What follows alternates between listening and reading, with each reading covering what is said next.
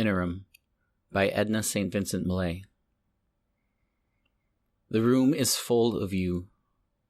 As I came in and closed the door behind me, all at once, as if something in the air, intangible yet stiff with meaning, struck my senses sick. Sharp, unfamiliar odors have destroyed each other room's dear personality.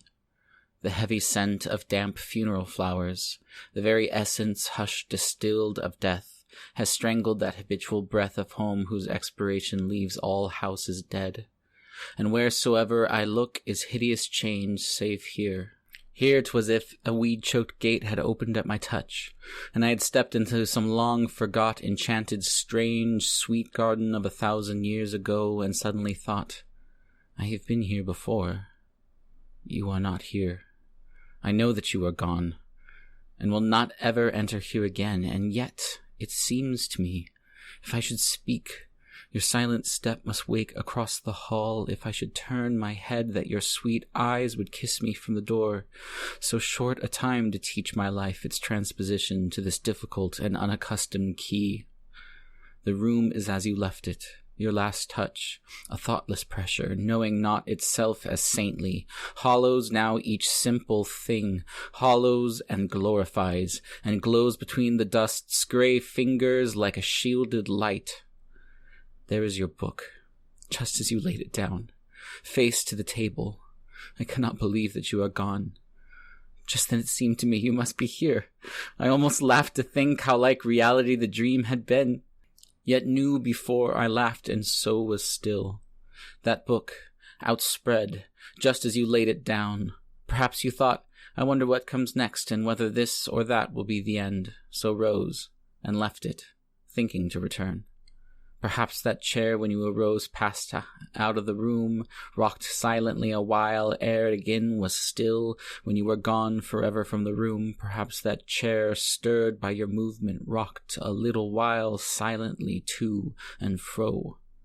And here are the last words your fingers wrote, scrawled in broad characters across a page, in this brown book I gave you. Here your hand guiding your rapid pen moved up and down. Here with a looping knot you crossed a T, and here another like it just beyond, two eccentric E's. You were so small and wrote so brave a hand. How strange it seems that of all the words, these are the words you chose, and yet a simple choice. You did not know you would not write again. If you had known, but then it doesn't matter. And indeed, if you had known there was so little time, you would have dropped your pen and come to me, and this page would be empty, and some phrase other than this would hold my wonder now. Yet since you could not know, and it befell that these are the last words your fingers wrote, there is a dignity some might not see in this. I picked the first sweet pea today. Today? Was there an opening bud you left until tomorrow? Oh, my love, the things that withered, and you came not back. That day you filled the circle of my arms that now is empty. Oh, my empty life. That day you picked the first sweet pea and brought it to show me. I recall with terrible distinctness how the smell of your cool gardens drifted in with you. I know you held it up for me to see, and flushed because I looked not at the flower, but at your face. And when behind my look you saw such unmistakable intent, you laughed and brushed your flower against my lips. You were the fairest thing God ever made, I think. And then your hands above my heart drew down its stem into a fastening, and while your head was bent I kissed your hair. I wonder if you knew. Beloved hands, somehow I cannot seem to see them still. Somehow I cannot seem to see the dust in your bright hair. What is the need of heaven when earth can be so sweet? If only God had let us love and show the world the way. Strange cancellings must ink the eternal books when loved crossed out will bring the answer right. That first sweet pea, I wonder where it is. It seems to me I laid it down somewhere, and yet I am not sure. I am not sure even if it was white or pink, for then 'twas much like any other flower to me, save that it was the first. I did not know then it was the last. If I had known, but then it does not matter. Strange how few, after all is said and done, the things that are of moment. Few indeed, when I can make of 10 small words a rope to hang the world. I had you, and I have you now no more. There it dangles. Where's the little truth that can for long keep footing under that, when its slack syllables tighten to a thought? Here, let me write it down. I wish to see just how a thing like that will look on paper. I had you, and I have you now no more. Oh, little words, how can you run so straight across the page beneath the weight you bear? How can you fall apart, whom such a theme has bound together, and hereafter aid in trivial expression, that have been so hideously dignified? Would God that tearing you apart would tear the thread I strung you on. Would God, oh God, my mind stretches asunder on this merciless rack of imagery. Oh, let me sleep a while. Would I could sleep and wake to find me back in that sweet summer afternoon with you. Summer? 'Tis summer still by the calendar.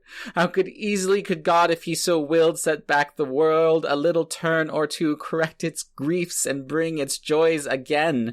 We were so wholly one. I had not thought that we could die apart. I had not thought that I could move and you be stiff and still, that I could speak and you perforce be dumb. I think our heartstrings were like warp and woof in some firm fabric woven in and out, your golden filaments in fair design across my duller fiber, and today the shining strip is rent, the exquisite fine pattern is destroyed, and part of your heart aches in my breast. Part of my heart lies chilled in the damp earth with you. I have been torn in two and suffer for the rest of me. What is my life to me? What am I to life? A ship whose star has guttered out?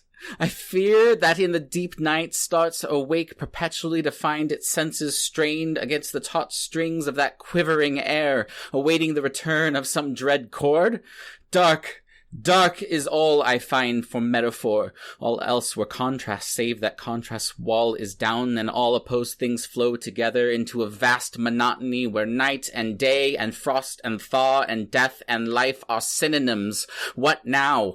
What now to me are all the jabbering birds and foolish flowers that clutter up the world? You were my song, now let discord scream. You were my flower, now let the world grow weeds, for I shall not plant things above your grave.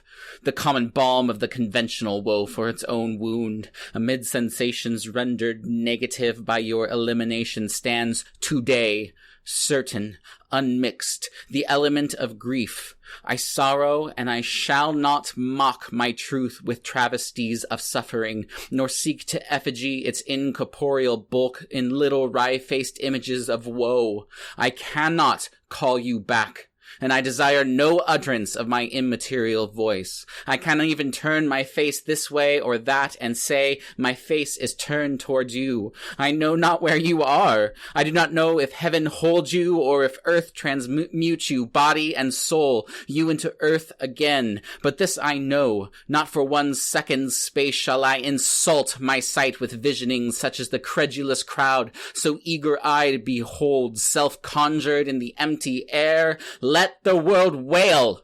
Let drip its easy tears. My sorrow shall be dumb. What do I say? God, pity me. Am I gone mad that I should spit upon a rosary? Am I become so shrunken?